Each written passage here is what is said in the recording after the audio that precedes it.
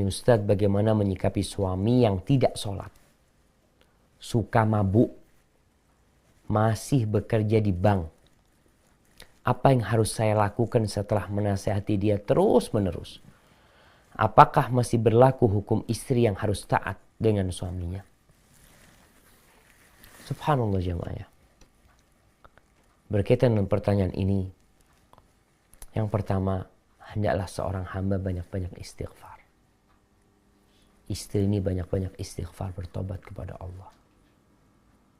Kenapa? Kenapa dia mau dipinang oleh lelaki seperti ini? Itu terjadi. Kenapa kok mau? Mungkin dulunya anti juga tidak melihat kepada anjuran Allah dan Rasulnya untuk memilih pasangan hidup yang soleh, yang baik. Bagaimana anti bisa menikah dengan wanita lelaki yang tidak sholat, suka mabuk, kerja di bank?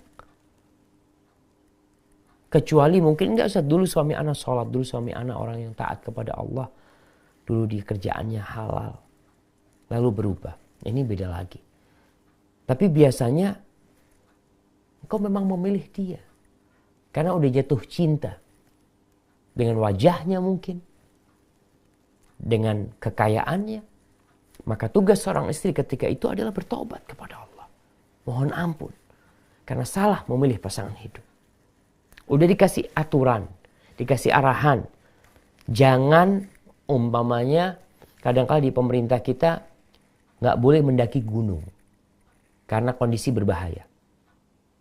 Dikatakan jangan mendaki gunung saat ini. Tapi ada yang melanggar aturan tersebut. Apa yang terjadi? Mati dia. Atau dia dalam kondisi kritis. Siapa yang mau disalahkan? Udah dikasih aturan, udah dikasih tahu. Dan ini yang terjadi.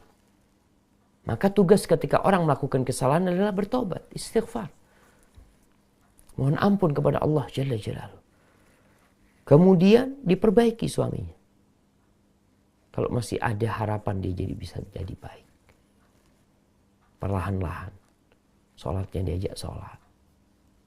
Nggak bisa sendirian memberikan nasihat. Mungkin perlu ada pihak ketiga, orang tua memberikan nasihat pada anaknya.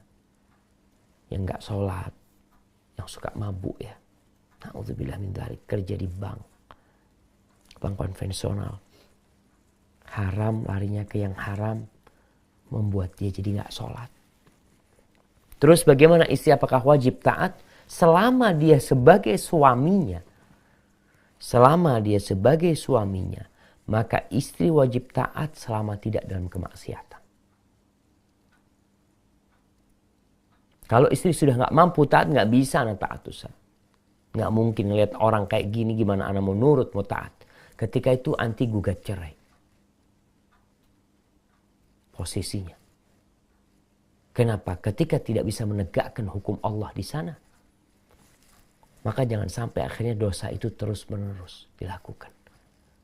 Dosanya istri tidak taat sama suami, tidak menurutin suami. Suaminya kan nggak benar, iya, tapi dia suami posisinya. Ketika sudah tidak jadi suami, dikarenakan tadi sebab yang disebutkan, Anda nggak bisa bertahan di sini. Selesai. Tapi ketika posisinya masih suami, maka kewajiban istri adalah sebagai seorang istri melayani suami. Barakallahu fikum ya.